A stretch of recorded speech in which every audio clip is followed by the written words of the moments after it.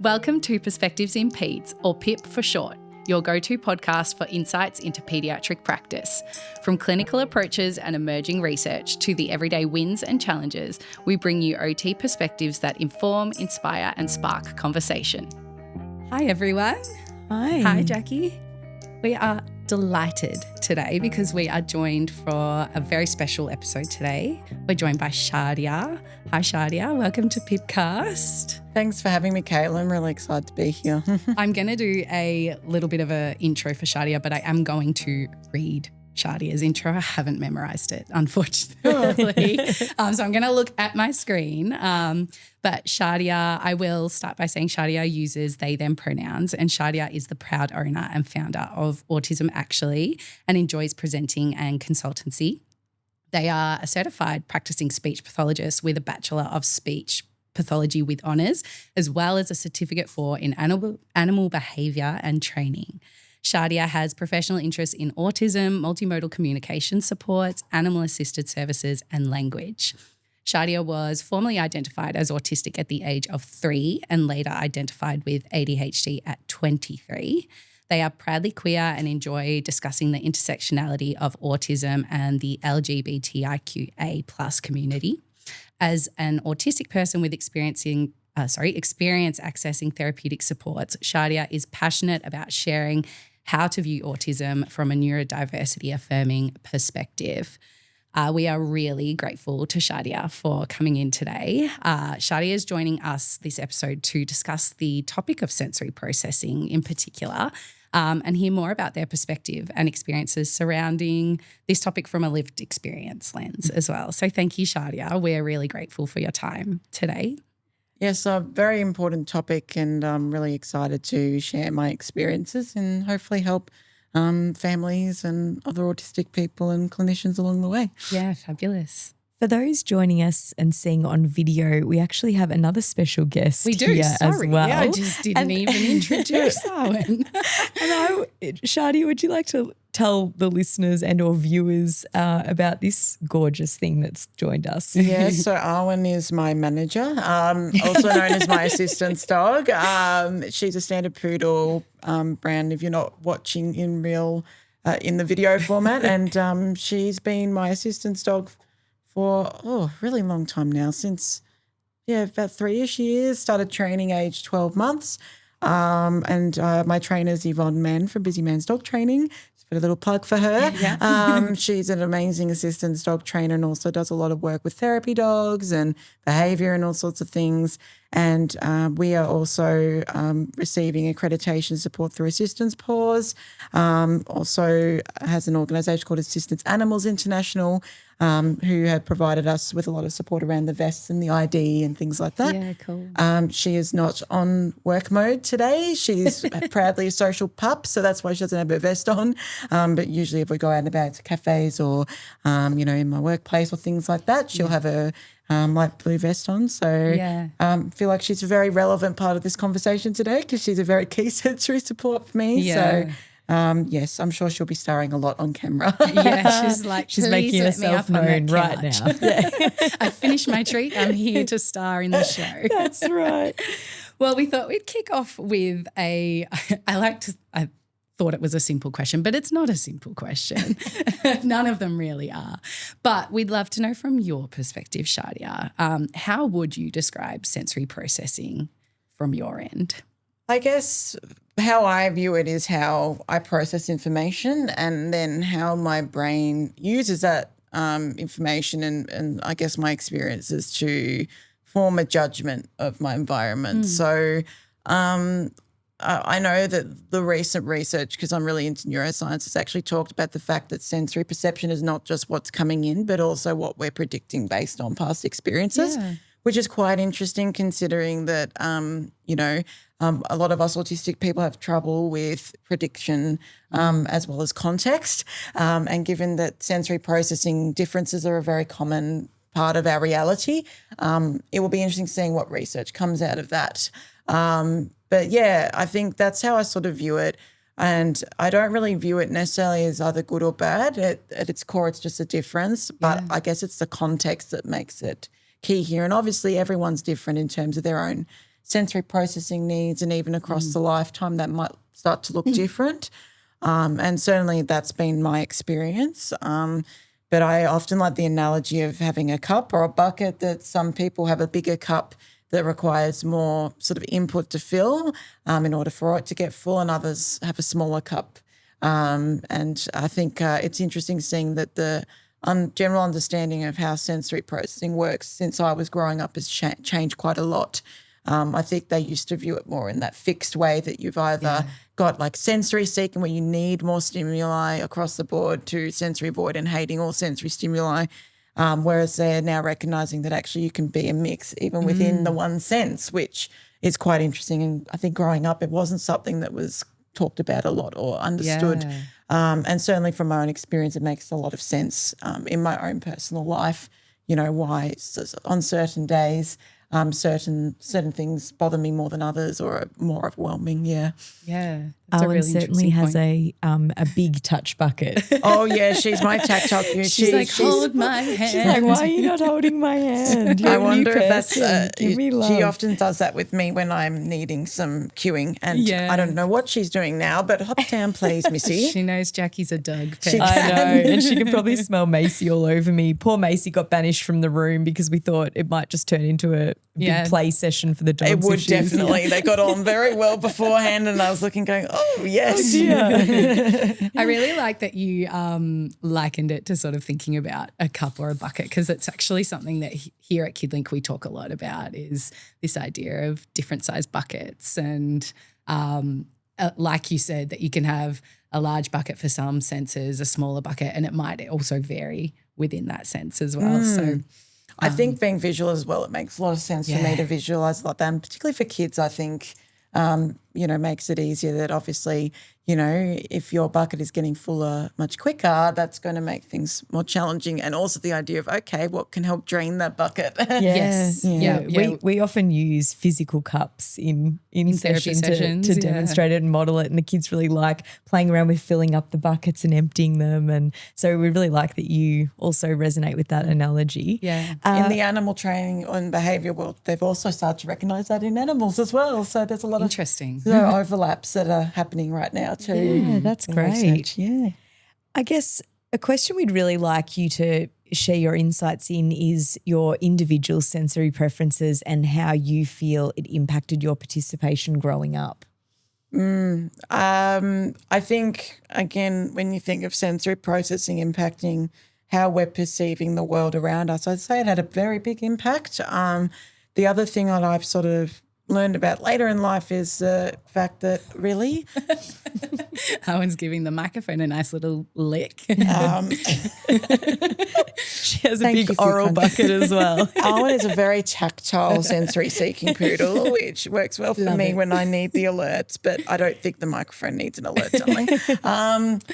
I guess thinking about myself, again, the fact that our sort of energy regulation or emotional regulation, whatever you want to call that, intersects with our sensory processing, and they both interact with one another, definitely explains why throughout my life certain things have fluctuated.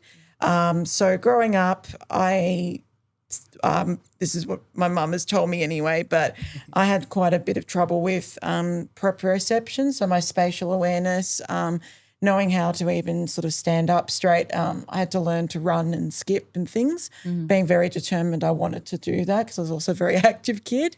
But I received occupational therapy support from that early age, which was then known as sensory integration, but really working on, being able to understand how to move my body in space, which is also vestibular, and that, my body just standing.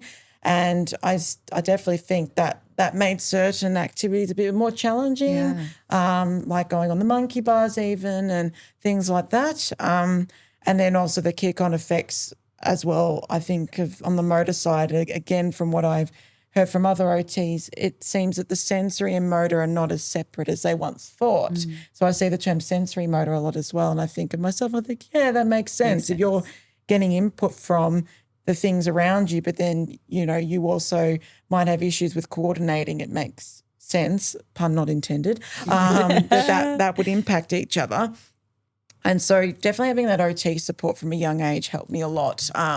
And I only received therapy for a shortish amount of time before it almost sort of helped me sort of process information around me. But I guess, as I said, depending on the environment, depending on who I was with, how that impacted me seemed to shift a lot. For example, I remember when I was younger, the feeling of wet sand was quite painful and uncomfortable for me. It wasn't something that was really well understood at the time, until a professional said to Mum, it probably feels like small daggers on the skin. But of course, I didn't overtly show those things. So, and I'm sure many parents can relate, not everyone understood why, Mum was advocating for less time around the beach and things like that, because it wasn't overtly obvious in how I was interacting with people. And I guess other things around thinking about different sensory profiles. So I know that, based on Winnie Dunn's sensory model, you've got people who more actively seek out ways to regulate, and then people who are considered more passive. So you might notice signs after something has happened. And I definitely, growing up, was probably more of the passive type. And Mum would often see the impacts when I got home, which is a very, very familiar story that I've heard a lot from parents, that I was the perfect model student at school. I tried to do the right thing. I followed the rules, and there were times when I just screamed the whole time in the car the way home. So there were obviously a lot of things going underneath the surface that I wasn't necessarily consciously aware of, and I didn't have the vocabulary at the time to describe it. Whereas now, looking back now as an adult, I can go, oh, well, it was probably because it was really bright, or there was lots of movement around with the kids around, or even the fact that posture was an issue. And even as an adult, I often have to check in with myself after a day and go, why am I feeling so tired? Or I feel like I'm a bit, restless. Have I drunk enough water, or do I need to move? And so I've started, it's always sort of after the fact, and sometimes even with Mum going, what have you noticed this week? And almost going through a checklist together to try and figure out what might have contributed to feeling, stressed or overwhelmed or even shut down. I think that's so important to hear lived experience from adults as well, because that's really helpful for parents to understand and have that perspective of, like you said, when kids perhaps don't have a voice or the words to explain it yet, that can be really challenging for families to navigate. So it's really good insight. And building that vocab, I know, like I've worked with a young boy recently, and like shoes is a really hard one for him at the moment, but at the moment, his only real descriptor is weird of that, like a sensation. And Mum is constantly like, what does that mean? Like, is it good weird? Is it uncomfortable weird? Is it painful weird? And so trying to build a little bit of vocab in our kids is probably a really good point from you, Shadia, in terms of being able to understand their experience. Because, we've definitely had kids over the years where we've had to support families to understand what they're experiencing, particularly like from a tactile input, what they're experiencing versus what their child might be experiencing, where it might be actually painful for them versus a tickle to the parent. It's hard when they're not sharing that same experience.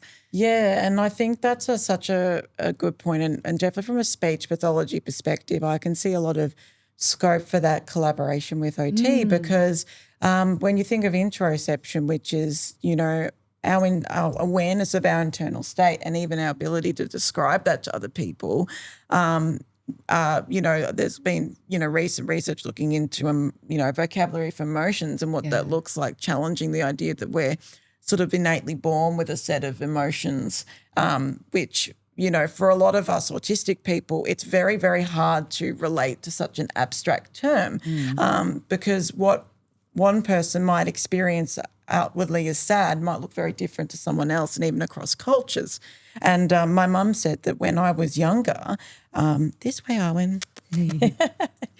Oh, yes, you're very happy, yes. Oh, just desperate for Jackie's she's enjoying attention. the fame. She's enjoying the fame. So I guess looking at, as I said, the interoception side of things, growing up, I remember Mum saying to me that I would approach her and mush, sort of put her face into a smile and say happy. So I don't know whether I actually knew that my internal experiences were happy. I still find it quite difficult to explain something other than my heart's racing. So I think there's something that I might be stressed or excited about. And I know that that's quite a common experience for autistic people. Autism Level Up's an organisation I really love because they've taken the focus away from those just sort of abstract subjective terms and gone down to what's your energy state and what does that look like for you. And I found having that physiological explanation for things much easier to relate to than just saying, oh, well, I'm feeling stressed or angry, or sometimes I just go, I don't know what I'm feeling. I'm feeling something, but I've had to use those sort of other clues and the context to go, well, let's say, I've gone out to the shops and then I've come home and there's been an unexpected change and then there was people screaming and things like that. I can start to go, maybe I'm starting to feel a bit brain foggy because it's been too much.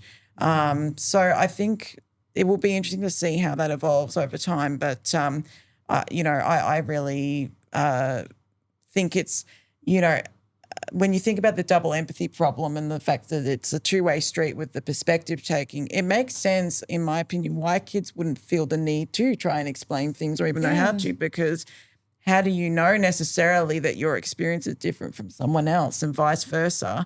And so I am very aware of that even when working with other autistic people, and even the fact that, you might look at someone and say, oh, yeah, they don't like that. Well, maybe you might feel like you don't like hearing a certain sound or you don't like, going to assembly with a lot of people, but what might be someone else's discomfort is actually extreme pain or exhaustion for someone else. So I guess it's just sort of acknowledging that and realising that it's a bidirectional thing. And certainly for me, I didn't really realise that other people experience the world differently until one time I remember I was sort of at the train station waiting for the train and the brakes were just so high pitched and I covered my hands over, my ears over with my hands, just so overwhelmed by how painful it was. Then I looked around, no one else reacted. Yeah. And I went, oh my goodness, do no one else notice that? Can no one else hear that?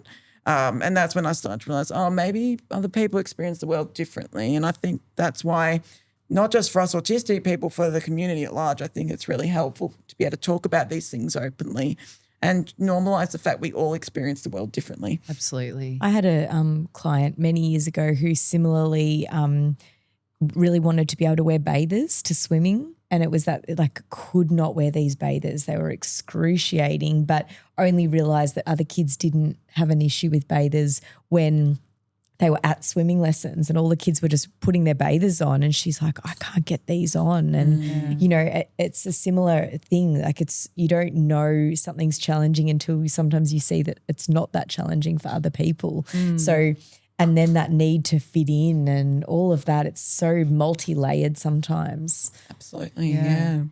Have you got any things that you really loved or that you found really useful growing up in terms of sensory supports or strategies?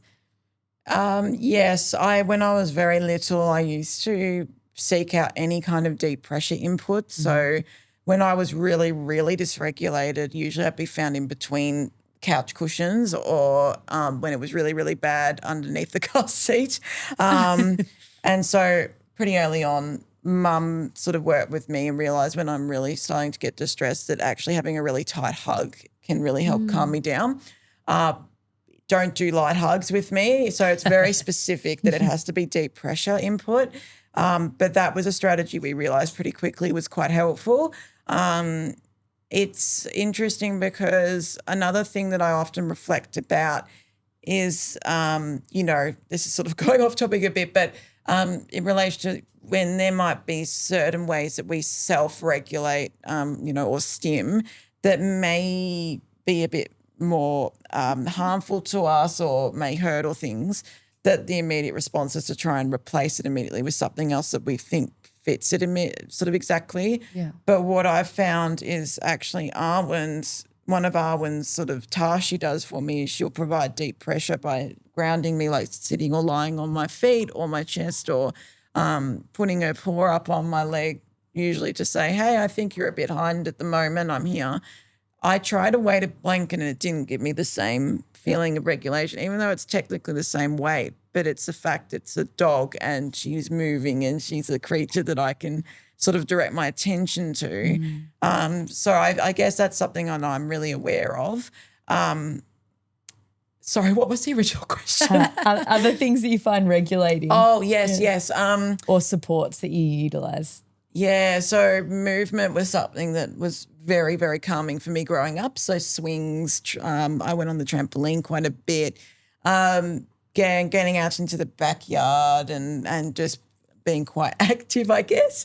And so I'll often still find myself, if I'm, trying to discuss something that might be a bit more, emotionally charged, or I've had a difficult day and I'm processing, I'll often pace the room and move, or I'll sway on my feet. So I think for me, it's sort of, I struggle to, I guess, keep track of where my body is in space. Often when I'm sleeping, I'll have very, very tight covers, and Owen has also learned to lie on my feet because I'm very restless, and it almost feels like my body's sometimes disappearing. So I'm guessing that movement helps almost remind myself, oh, this is where my body is. This is me feeling grounded. Drawing is actually something I found really helpful, particularly when I'm trying to sustain my attention, because I find it very difficult to process auditory information, particularly without visuals or when it's, presented a lot of information at once. And I found that drawing has helped me sort of, I guess, provide my hands with something to do while listening. So often it was written in my profiles, I will draw, but it's not that I'm not listening, actually. It's helping me listen more.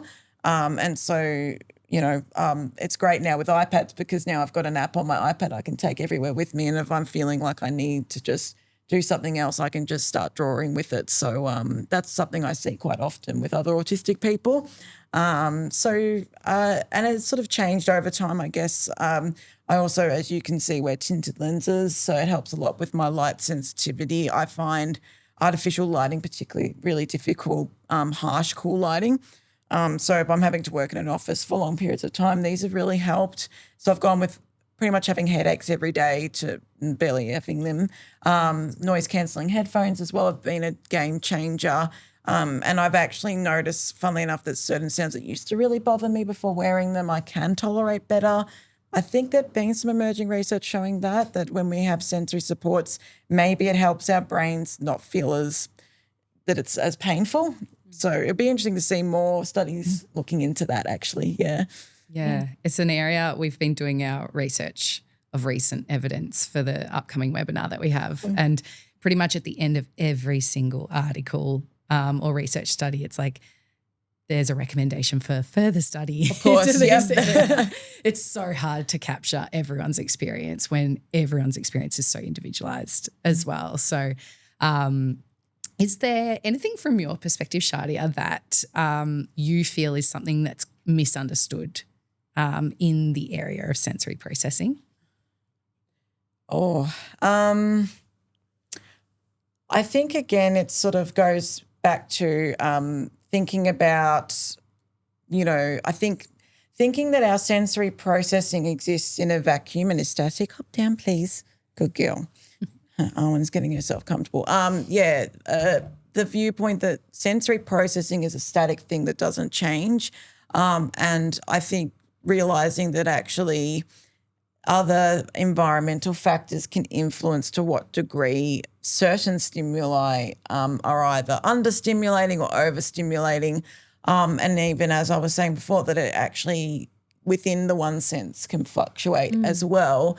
That's something that even I didn't really understand very well until relatively recently. Like, for example, the fact that I've realised I do actually need some noise input to maintain my attention, probably my ADHD there, but it has to be the right kind of noise input. And I realised the common factor is I'm in control of the noise. It's usually music I really enjoy, or it's a TV show or something in the background. But it's very different to screaming people or, people shouting or, the brakes of a car. And I didn't understand for really long, and other people didn't. How are you listening to such loud music when you say that you're so sensitive to noise? And I know that's a very common comment that many autistic people and their family members get from various different things. But I think just realising that actually sometimes in order for me to regulate myself, there are certain noises that are actually very calming and others that are very soothing. And I think that's been really helpful to understand rather than seeing everything as sort of separate and not interacting, that there is overlap in between. And I'm not an OT, so I don't, you two probably know more about that than I do, but I think that was pretty powerful information to have a better understanding of myself, but also to explain to people, because there was almost sometimes a sense that they were questioning me, like, how can you claim that you find these sort of noise, challenging, or you can't be in a group of people because there's too much going on. Yeah, you can, put the volume up to really loud with music and TV and stuff. But what it got back to is that's predictable, that's calming, that's regulatory, as opposed to unpredictable, overwhelming. And I see this quite a lot as well. So, and I think as well, looking at sort of those more internalized profiles. So, when you think of sensory issues, I think you sort of think of the stereotypical kid with his hands over his ears, or the kid who runs up right next to a speaker to listen to music or needing to move. But actually, ones like myself often go unnoticed, because we're not actually showing outwardly that we have a problem. It's usually when we get home or when we're with a trusted person that it all falls apart. So yeah, we find that probably like a really hard thing to balance if we're working with schools where the teacher might report like, oh, well, I haven't actually noticed that supports need to be put in place. They're not, having any kind of emotional outbursts at school or anything like that. And it's really hard because then the parents are like, we are just like really struggling to support our child because they're coming literally as soon as they see mum or dad or get into the car. It's that like, I'm in my safe place. I can release now as well. So I try and say that to parents as well when they're saying, oh, they're just so difficult for me at home. And I say, well, you're actually their safe person. And the fact that they actually feel safe enough to have those outbursts, as much as it doesn't feel great at the time, actually shows that you have a trusted environment at home. And sometimes even just validating that, it reframes it from something that's innately negative to, well, actually, there's a sign that you've got a good relationship here. All we have to try and work on is how can we transfer that feeling of safety to the other environments and figure out what is it that's causing that feeling of instability or dysregulation. But yes, I think, and growing up as well, I know that was sort of queried, that like, why was I able to cope at certain times in certain environments and not with others? Why I was at sometimes I was able to plan things independently and other times I need help from mum. And again, for me, it goes down to that predictability. I find often interest-based stuff much easier to implement things because that's innately motivating for us, but also we are skilled in those areas and there's a lot of control we have over that as well. And when you think of the fact that cognitive regulation comes into it, if we're not having to think as much about like the social side of things and what to say and when to say it, there's more, I guess, capacity for us to then keep regulated in other ways. So I think that interactive element has helped me a lot with my own understanding as well. Yeah. I really liked what you said about how that can be validating for parents. Is there anything else that you would wish parents knew, I guess, or that you'd like parents to know about sensory processing? I think the biggest thing I try and tell parents is to trust your intuition. I know that, and even speak with my own mother, reflecting on our own experiences, I've seen it from the child side of things. Mum is still my fierce advocate. She is actually in the room right now. Like she's my regulator and my rock. And I know that sometimes in the past it's not been seen that way, but she's seeing a very different side to me to what I present outwardly. And I think it can be very confusing and conflicting when you get a lot of advice from different professionals or other parents. And I think sometimes I just reflect back and go, what have you noticed? What is your gut telling you? And, does that mean that they take a day off school? Does that mean that if they come and see me with speech therapy, they take the rest of the day off? Absolutely. Do they not want to come today? Don't force them. Yeah. And sometimes it's just getting that validation and going, actually, I know my child. And also the fact that your child is able to communicate then. And I actually applaud and go, you know what, if they say no, I'm happy. Like, that's communication. I'd rather they say no and dissent than think, oh, I have to go somewhere. And so, again, trying to reframe that. I think the other thing that I often think about is sensory processing. It's tricky. When we think that autism is a neurobiological difference, that means that it's our entire nervous system, our brain and our body, and that's interacting all the time. I guess sometimes, of course, for families, I can acknowledge it's extremely challenging, particularly when you have kids with competing sensory profiles, even, autistic adults with autistic children. It can be very challenging. But I guess just to remind, we're not as being deliberately difficult. We're not trying to deliberately make problems. I know in the wider community it's sometimes they've chosen to act out, or maybe if we just work a bit harder on, redirecting, it will go away. But it's not a behaviour. It's actually the way that our brain is wired. And actually, if you're creating a safe environment and creating predictable access to that's I want to ask you for a drink of water. It's clear communicator there. If you're creating that safe environment in our home, you're setting up access to different sensory regulation, you're creating predictability where you can. From my personal experience, that's built my capacity to learn about myself and to learn about strategies to help with my processing.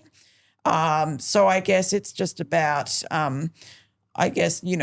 a lot of traditional approaches have obviously focused on things like exposure therapy and, replacing, certain stimming behaviours with others.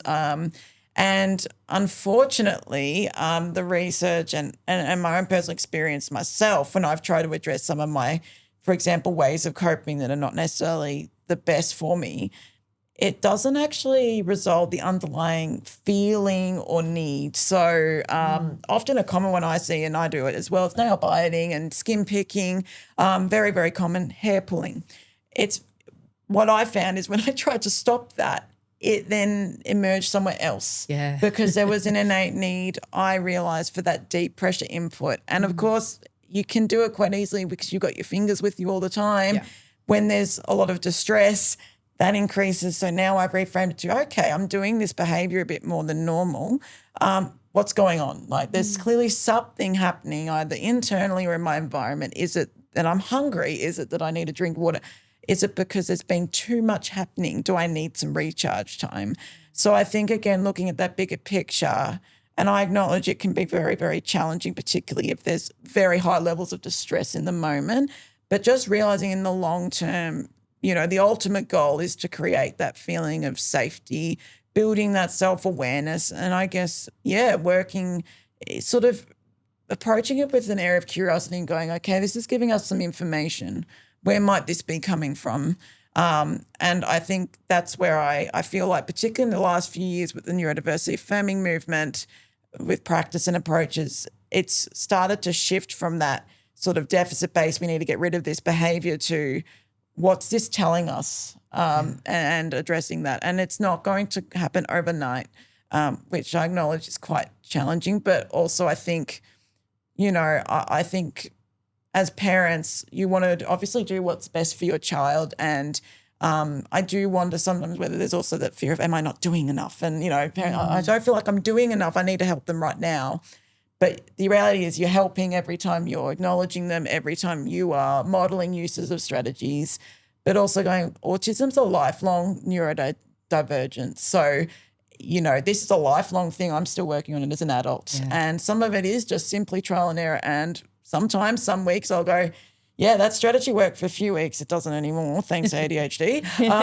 So I've got to try something else. And I think sometimes having that realistic expectations that, you know what, it's not a quick fix. This is going to take time. I think might take some of that stress out of thinking, oh, we got to fix it right now. I think also working with the whole family unit, like you mentioned neurodivergent parents as well. Like we try to work with the family on understanding potential matches and mismatches when it comes to sensory preferences, because that does add that extra layer. You often have, the child that has a preference and the parent that either has the same one that can almost create just as much of an issue in the home, or that they're conflicting in that the parent really likes maybe a type of music and the child can't stand that pitch or that sound or that style. So, I really would be interested to know if you had any tips for parents where there's a real mismatch in the home. Oh, yeah, it's tricky. I feel pretty fortunate that my mother and I have pretty similar sensory profiles. But there are times where maybe we're in different emotional regulation states, or we're both dysregulated, and then it's really hard. But what the good thing is that we both know we're ADHD and we can have a giggle about it after and go, that was funny. Like even earlier today, I was trying to sort of get myself in the zone for coming in here, not sure what the environment was going to be like. And I was trying to and mum trying to be helpful was asking me lots of questions, trying to be a mum, like, yes, mums, I know that you like. And I just turned around and said to her, this is not helping me. This is too much information. Please stop. And she was like, okay. Now, when I used to do that when I was little, I think there was a lot of, oh, what does that mean? But now we realise that's just me needing that time. And then we can have a laugh about it after and go, well, that was just a thing that happened. I think being able to sort of have an open conversation about when something's happened, obviously when you're both in a good space, but go, I've noticed that there was a bit of a conflict there. What's your point of view? Because obviously in the moment when none of us are perfect people. So it's, there's never going to be a situation where you go, I've nailed this from both parent and child perspective. I'm never going to have an argument. It's just, that's not how life works. And sometimes there's going to be a mismatch, but I think it's sort of how you address it and what you model. So, we might, for example, there might be times where one of us, for example, really wants to info dump about something. And, particularly when I'm dysregulated, that's when I start going, la, la, la, la, la. And that's maybe not the best timing when mum's in the middle of trying to focus on something for tomorrow and all that.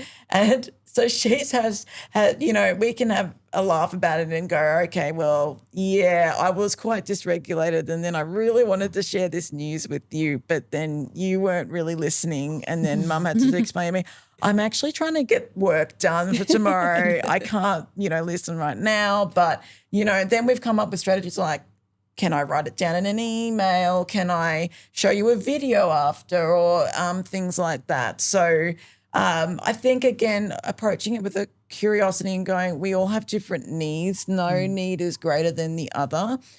But also just saying, hey, I'm not perfect either. There are moments where I find it really hard to regulate myself too.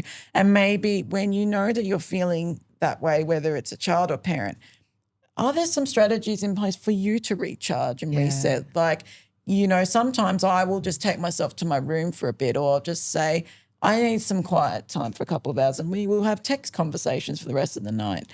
But I just want to sort of reassure you that it's I think it's also important to model to our kids that adults also have moments where things are tricky. Absolutely.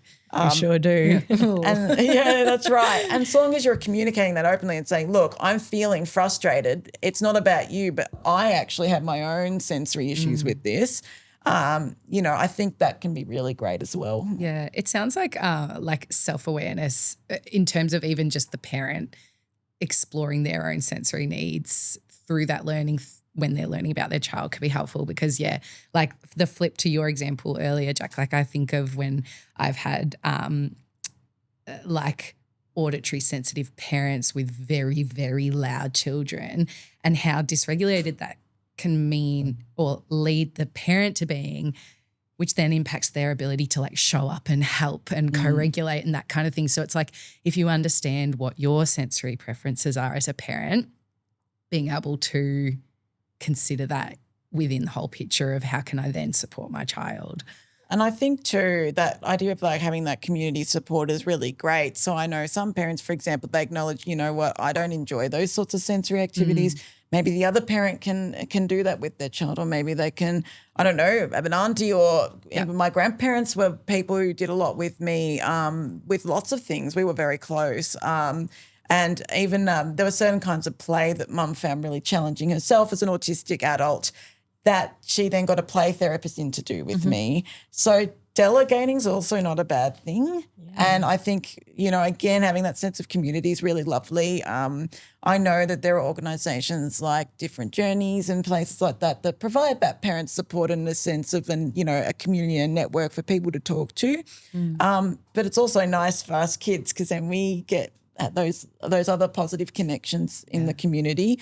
But I think it's fine to just say, you know what, it's not something I enjoy, but how about you can go with your auntie or your granddad or a cousin or something like that.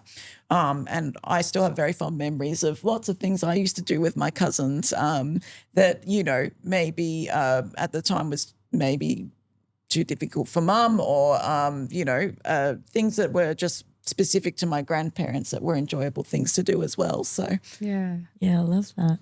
What is something that you think therapists get right when they're addressing or supporting sensory processing? And is there anything then that we could improve on as well from your perspective?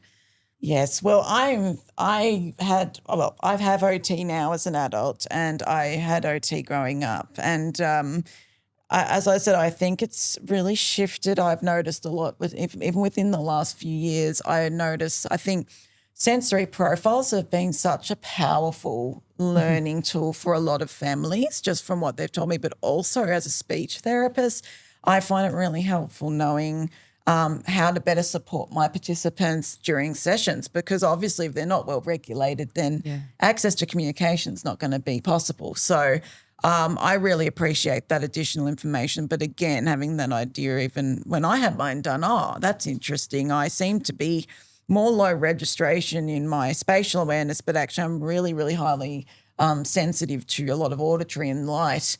Again, just gives me a better idea of what might work. The idea of like having those sensory, I think they call them sensory diets, where you have things that you can explore together during sessions. I really love that it's shifted to that rather than, I guess, maybe the traditional approaches it might have looked at, as I said, exposure. Because I think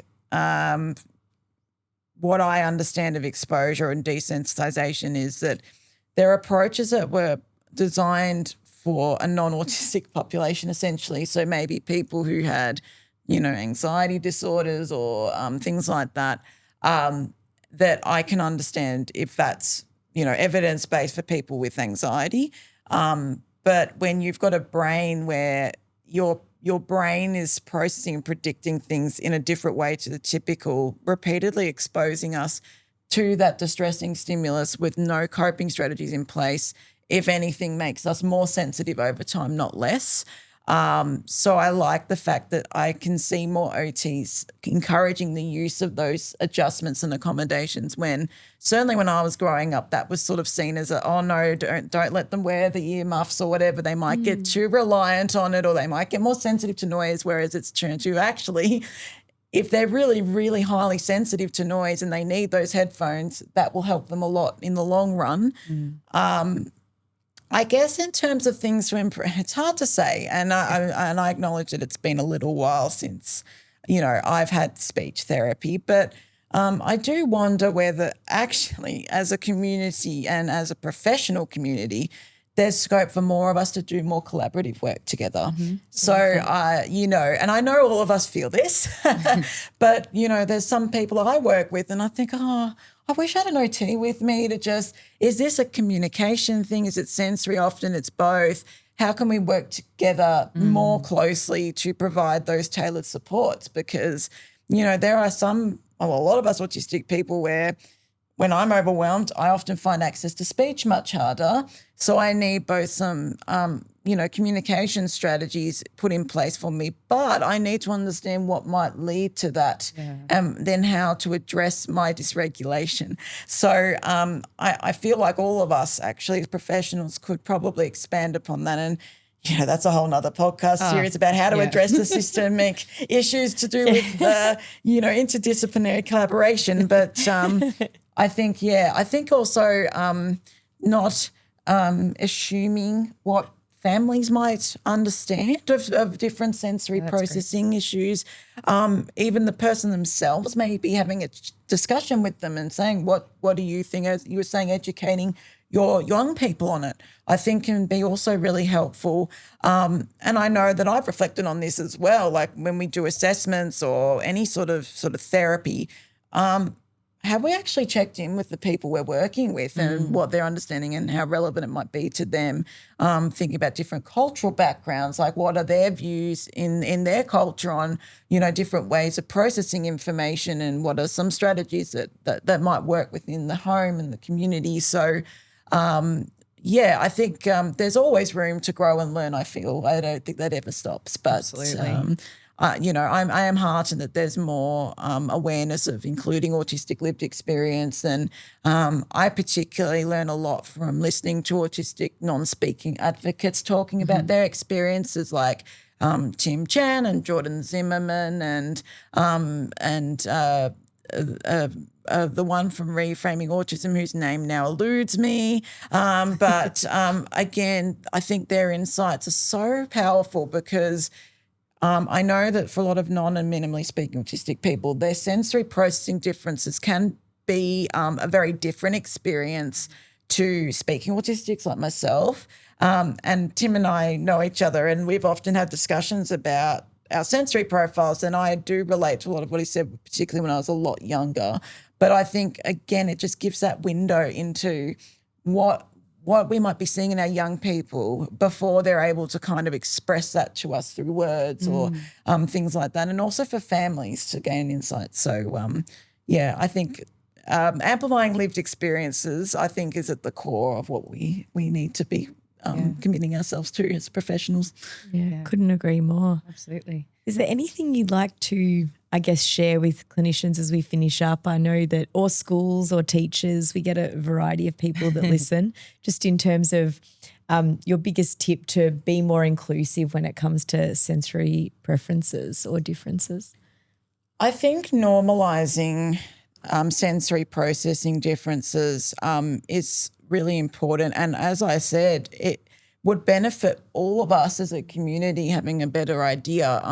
It's sort of that I've gotten queries a lot saying, well, I'm worried that if I give, this student this tool that everyone will want them. And then I say, well, why don't provide the whole class with a certificate? They can get $2 ones or things like that. And then, I know my mum, was working in secondary school, and she said, oh, yeah, all of the students started using them and benefiting from them. And they've found that from the research that, movement-based activities and breaks benefit every student. Yeah. You're likely going to see the greatest benefit from us neurodivergent people because we probably need it a lot more to maintain our participation, but everyone benefits. So particularly when I think about, in the high school years when there's a lot of sort of internalisation going on, that focus on fitting in, I think it takes the worry as well out of, oh, is this going to make me look different? And I also use it myself as a clinician. So sometimes when I'm going into, sessions where I might be with a sensory seeking autistic that's not at all a match for me, like they like loud noises and banging and lots of things going on at once, I'll just say, I'm just going to pop my earphones. It's a bit loud for me, but, that's okay. I'm just going to pop these in. And I think, again, it's normalising that not all of us need the same things, and creating that safe space to go, oh, maybe I'll try a few things. And I've done that with some of my participants who are a little bit more hesitant to try things because they want to be like normal, which doesn't exist.